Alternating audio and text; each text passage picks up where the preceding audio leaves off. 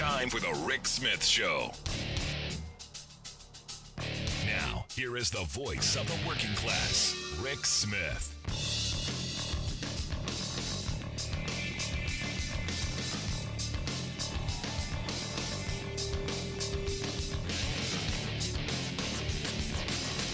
And welcome, brothers, sisters, working class heroes. This is the Rick Smith Show. Thanks so much for being here today on the big program. Lots to get to, lots to talk about. Going to start off the day with Joe Manchin. Evidently, Joe Manchin and Senator Bernie Sanders had a powwow behind closed doors. And, well, the reports coming out is didn't do all that well. In fact, had Joe Manchin asking the question, how about zero? Which means he's willing to tank the Build Back Better plan, the social spending, the social infrastructure spending that we desperately need. Joe Manchin's willing to take it down. Willing to and this is the part that I'm struggling with. West Virginia is one of the poorest states in the country. I think they're like 48th out of 50. The kind of investment that would be coming to his state would be, game-changing. It would be life-changing investments. And originally it was about the money. We talked about this a little bit yesterday. It's about the money. We can't afford it. We're broke. Spent too much money giving tax cuts to the billionaires and big corporations during the Trump years. Can't afford it. Can't possibly afford it. Now, understand, Democrats originally wanted $6 trillion worth of spending. And you go, oh, those tax and spend liberals. And you go, yeah, again, what are you spending it on? When you start talking about, making sure that every high school kid has an opportunity to get an associate's degree from a community college or get some kind of skills training to help them enter the workforce with some specific training, with an actual job skill. That is something that will pay for itself multiple times over for decades to come. It's a good investment. Making sure that seniors have access to better health care, getting glasses, hearing aids, some teeth, things like that, dental work, that stuff. We know that those things actually do save money in the healthcare system. We know this. They're investments. It's not willy-nilly kind of, hey, let's just throw money around and spend it. It's not like the tax handouts, the tax cut welfare that Republicans have been pushing for decades that has failed every step of the way. While we have created the largest billionaire class in the history of civilization, what we've done is we've gutted our safety net programs. We've gutted that floor under our feet. And it's people like Manchin who have put us in these positions. I don't know what Manchin's end game is. I don't. Because originally it was about the money. That's what he said. And I can only take him at what his words are. I have my assumptions of what this is really about, but I'm only going to go by what his words are. And originally it was about the money. Too much money. So Biden goes, okay, we're not going to build back better. We're going to build back a little bit better.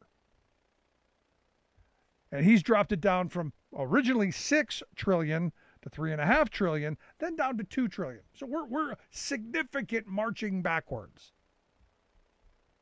Limiting the amount of things that we're going to be able to do, limiting the amount of change we're going to be able to do on the climate, limiting the amount of help we can to make sure the kids don't go to bed hungry, limiting the things that we can do in investing in future technologies and all of that stuff. Cutting that down.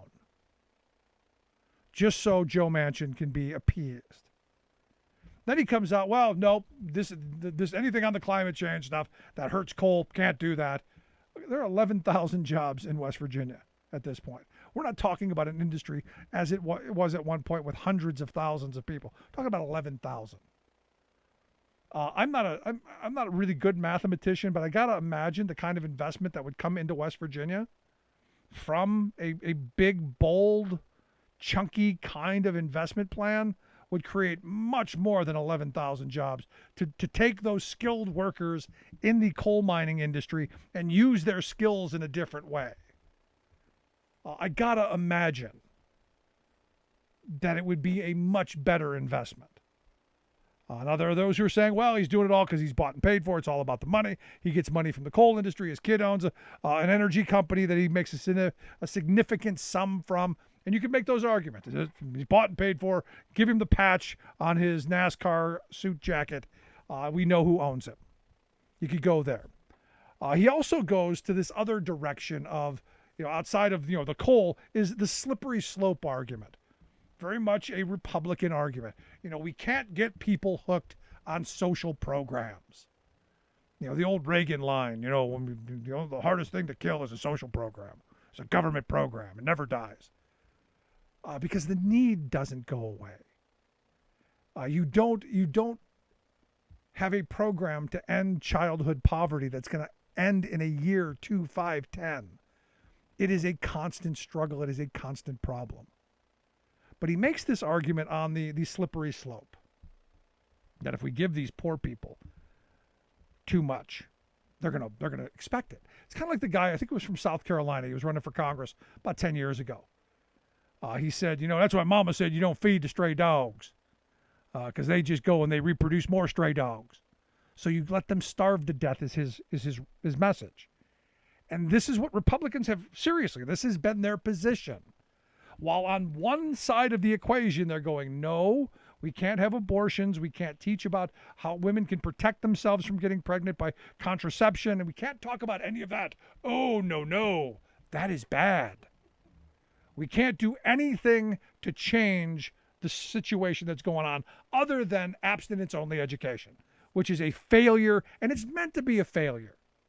It's meant to keep people stupid and saddled with children they can't afford and didn't really want. But we're going to force them to have those children, and then we're going to give them no pathway to care for them, and then we're going to blame them. Then we're going to blame them because, well, they made a mistake and they deserve to be punished, which is insane, literally insane. Because now you've got a generation of kids, of which I was one, who had diminished opportunities, who went to bed hungry at night, who lived in poverty. And why? Well, my mother got pregnant at 16. Back then, her parents basically disowned her, my grandparents. It's what they did then. I know, horrible, I know. But it's what they did.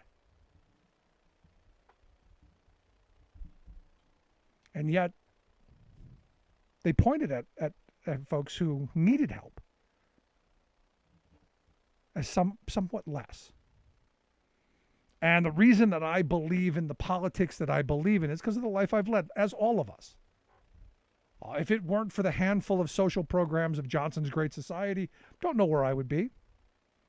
I know that the number of times my mother and I were on and off of welfare to put food on the table and keep a roof over our head. They were hard times. They were times that attacked your self-esteem, your self-worth. They were degrading. And I've never wanted that for anybody else. I want a strong social safety net that gives people opportunities. And I'm looking at this Build Back Better plan, and there's an opportunity in my mind, because I've said for years, my constant position on welfare is I'm against handout programs. I've always been against them. I'm against welfare programs that just hand out money. And food stamps, for that matter. I do believe in the mindset of if you want to eat, you got to work. I've always believed that. That's never going to change. For me, this moment is an opportunity to do something that I would have loved to have seen. Because look, my mother didn't want food stamps. She didn't want handouts. She wanted a job. She wanted a job that was going to pay a wage that we could survive on, that we could live on, that we could thrive on. A job that comes with dignity and respect and self-worth and all of the things that come with that. But ultimately a living wage. There's an opportunity here to do what I've been calling for decades. the idea of if the private sector can't, or more honestly, won't create enough family sustaining wage jobs, the public sector has to. And this is where the kind of investment, that $6 trillion number, the kind of investment that we desperately need in this country would get us. That there would be no more welfare, that there would be work. You know, originally the Clinton Gingrich unholy alliance of reforming welfare, I was initially not completely opposed to, because it's workfare. We're going to put people to work. Until you found out there was no work in it. There was just go get a job. Well, they can't find jobs now. And like when I was a kid, we weren't on the bus line.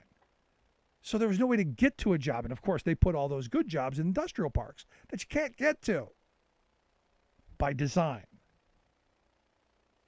So I remember back during the Clinton years going, so are you going to mandate, work? Yes. And you're going to mandate that there be jobs available? Well,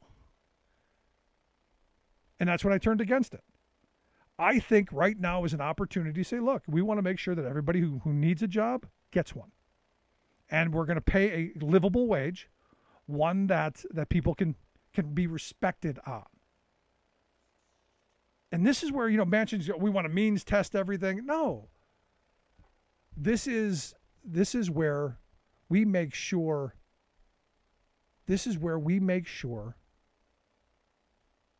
that people have a job that they can sustain themselves on. And I've said before, my view on this is, and I've been attacked, and you can send the nasty emails and all of that. I believe there's therapeutic qualities in work. But more importantly, the political side of it is that it's not a divide and conquer thing. It's not something you can point at someone and go, oh, well, we're just handing you money. We're taking care of you. No, you're getting up and you're making your own way. There's no way to divide and conquer.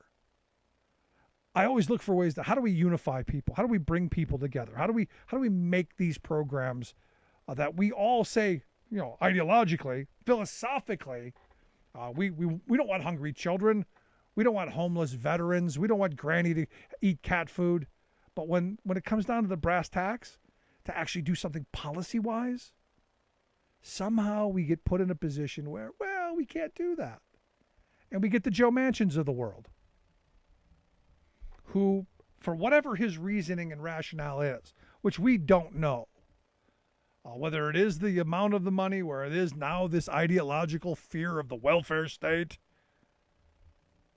which is bizarre because West Virginia is like the welfare state. There's an opportunity to turn that into a workfare state. There's an opportunity through investment to really turn that state around. And do you think 2 years of community college would help maybe turn West Virginia into one of the most educated states in the country? Do you think maybe, possibly, that could have been somewhere moving us in that direction? Now, what's frustrating is it seems to me that Manchin is going in the opposite direction. And look, there's a lot of pressure on him. And I do believe, as a friend of mine has pointed out, he's going to run for governor of West Virginia in the next election. It's one of those things where you go, if you want to run for governor, how about I'm the guy who brought all this investment here? How about I'm the guy who fixed your roads? I'm the guy who got your children an education. I'm the guy who, go down the list of things that this did. I helped get Granny some new chompers. Instead of being the person who's, the obstruction. Now, he's not the only one. You've got this Kirsten Sinema, who is also, and I love the fact that they put her as a centrist now, when she was literally a code pink lefty, going after John McCain and basically she was the person chasing people into a bathroom back before she got into the Senate. And now the people who chased her into the bathroom, they're talking about arresting and throwing in jail. It's interesting. And it's not hard to go, it's because she's now bought and paid for. It's what the system has created. It's scary to me. Now, I don't know where Sinema is going to come down on this.